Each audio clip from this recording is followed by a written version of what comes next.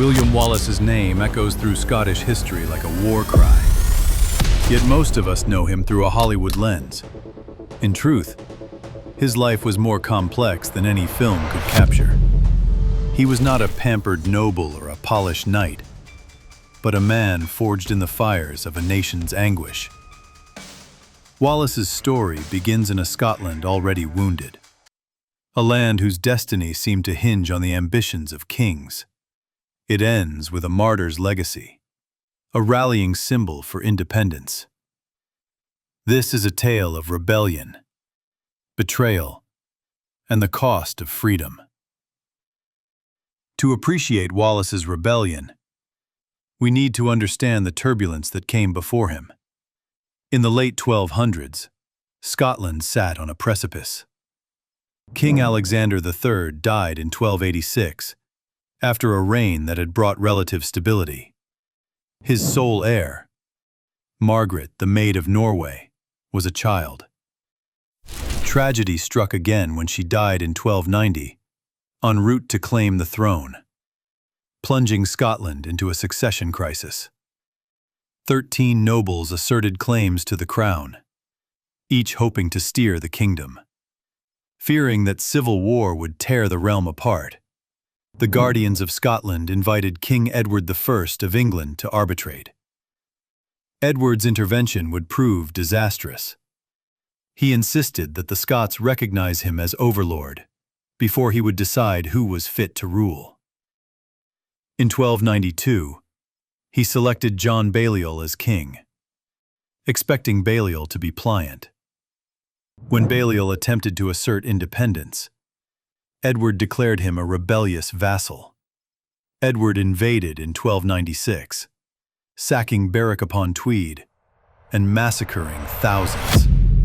He forced the Scottish nobility to sign the Ragman Roll, an oath of fealty, effectively making Scotland an English fief. Scotland's legal system was subsumed, its symbols humiliated, and its people taxed to fund Edward's wars. Anger smoldered across the Highlands and Lowlands, a resentment that would soon flare into rebellion. William Wallace was born around 1270, likely near Elderslie or Ellerslie in Renfrewshire. The details of his early life remain obscured by legend. There are no contemporary chronicles of his childhood. Later writers, eager to craft a hero, depicted him as a noble's son or a commoner, depending on the political mood. What seems clear is that he was educated and had some familiarity with Latin, suggesting clerical or noble connections. He might have trained in arms as a youth. He certainly knew the local terrain intimately. It is tempting to imagine a young Wallace watching English soldiers patrol his village, absorbing their contempt and nursing grievances. The catalyst for Wallace's revolt came in 1297. According to a later chronicle, he attacked and killed William Heselrigg, the English sheriff of Lanark, after the sheriff executed Wallace's wife. Some historians see this as romance rather than fact. Other sources suggest he was already part of a wider plan to incite rebellion. Whatever his motives, the slaying signaled open defiance. Wallace retreated to the forests, where he began to recruit men disillusioned by occupation, small landowners, peasants, and even minor nobles. His charisma and tactical insight soon attracted followers. In 1297, Wallace collaborated with another Scottish rebel, Andrew Moray, who was fighting an uprising in the north. Both men understood they could not outmatch the English in open battle. Instead, they waged guerrilla war, ambushing convoys, burning outposts, and harassing troops. English taxation, land seizures, and punitive measures had alienated many Scots. Wallace's raiding parties became folk heroes, humiliating garrisons and redistributing confiscated goods. They moved quickly through forests and glens, using the landscape to their advantage. The uprising grew, and soon the leaders sought to challenge English rule directly. Word spread across the borders that Wallace and Moray would stand against Edward's army near Stirling. It was a gamble. The English force was larger, better equipped and commanded by experienced knights. But the Scots had selected the terrain. On 11th September 1297, the armies met at the narrow crossing of Stirling Bridge. The English attempted to move their troops across the bridge in order to fan out onto open ground. Wallace and Moray waited on the far bank, watching the English lines advance. Timing was crucial. Only a few hundred soldiers could fit on the bridge at once. When half the army had crossed, the Scots struck. They charged down from high ground, trapping the vanguard. In panic, men leapt from the bridge. Many drowned in the Forth. Others were cut down or crushed. The remainder of the English army watched helplessly as their comrades were slaughtered, unable to cross to help. The victory at Stirling Bridge reverberated throughout Scotland. English administrative centres were abandoned as garrisons fled.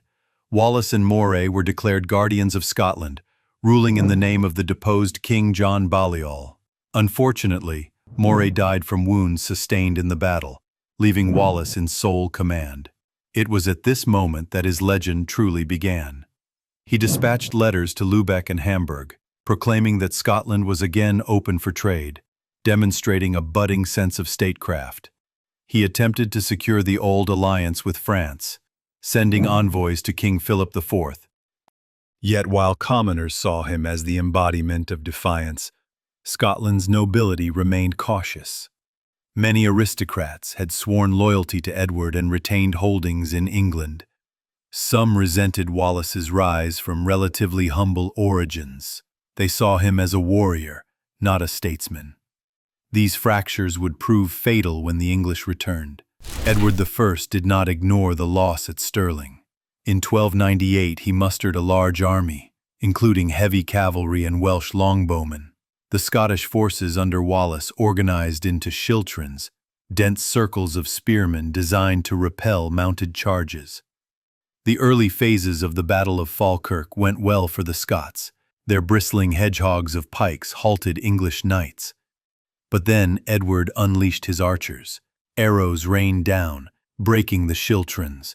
At the same moment, the Scottish cavalry, led by nobles who had little loyalty to Wallace, retreated from the field. Some accounts suggest outright treachery. Without cavalry support and under a barrage of arrows, Wallace's infantry disintegrated. Thousands were slain.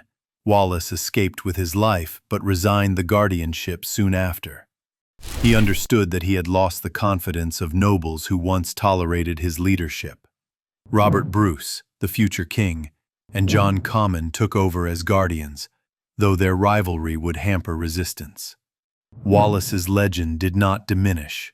If anything, his failure at Falkirk enhanced his martyrdom.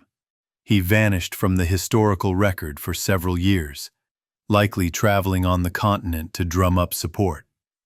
Later chronicles hint that he may have visited France or even Rome to plead Scotland's case before the papacy.